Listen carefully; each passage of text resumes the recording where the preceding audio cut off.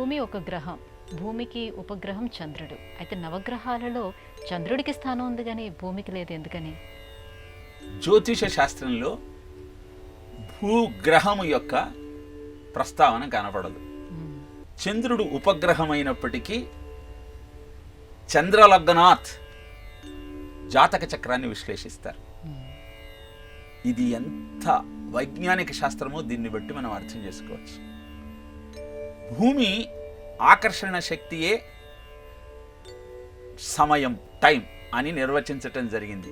Time is the activation of physical entity and remains activated until the space fabric is activating in the form of electromagnetic waves or gravitational pull అని టైంని నిర్వర్తించారు. అంటే భూమి ఆకర్షణ శక్తి ఉన్నంత వరకు, అంతరిక్షంలోని గ్రహముల యొక్క ఆకర్షణ శక్తి ఉన్నంత వరకు టైం ఉంటుంది. టైం అంటే టైం భూమి మీద ఉన్నటువంటి ప్రజల యొక్క ఉనికి ఉంటుంది. మరి చంద్రుడు ఎలా ఏర్పడ్డాడు అంటే, భూమి నుంచి ఒక శకలం విడిపోయి భూమి చుట్టూ ప్రదక్షిణ చేస్తూ భూమి సక్రమంగా పరివర్తించడానికి కారణమవుతున్నాడు. అంటే భూమి మీద ఉన్న ప్రజలందరి యొక్క మనస్సు చంద్ర ప్రభావానికి లోనవుతుంది. కారణం భూభ్రమణానికి, పరిభ్రమణానికి కారణం చంద్రుడే ఆకర్షణ శక్తియే కనుక. అందుకని భూమిని రిఫరెన్స్గా తీసుకొని భూమి మీద ఉన్న ప్రజల యొక్క ఆలోచన విధానము, భవిష్యత్తు ఎలా ఉంటుందో తేల్చి చెప్పటానికి మిగతా గ్రహముల యొక్క ఆకర్షణ శక్తి, చంద్రుని యొక్క ప్రభావము ఎలా ఉందో గణిస్తూ జాతకుడి యొక్క భవిష్యత్తును తేల్చి చెప్తుంది జ్యోతిష శాస్త్రం.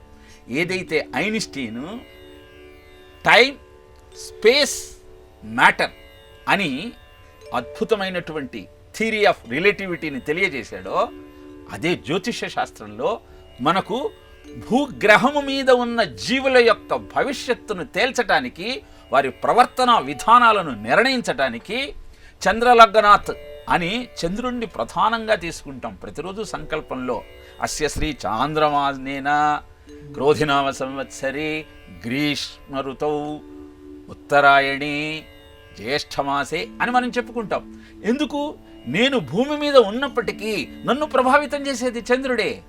ఆ చంద్రుడి యొక్క ప్రభావం కారణంగా నా మనస్సు ఉద్రిక్తమైన, ఉత్తేజమైన ఆయన కారణమే.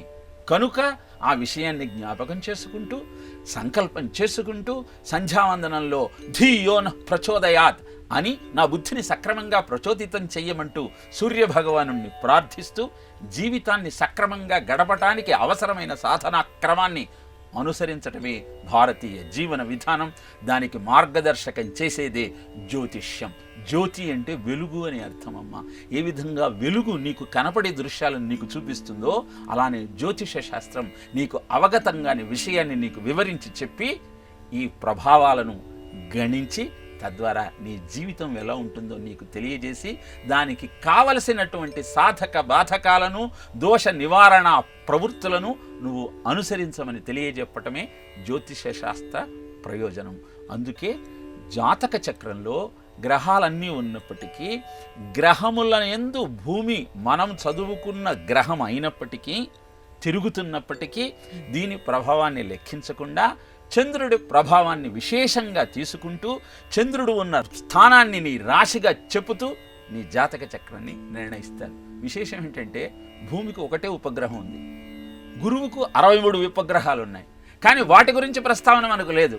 కారణం మనం గురుగ్రహం మీద లేం కాబట్టి, మనం ఉన్నది భూమి మీద కాబట్టి.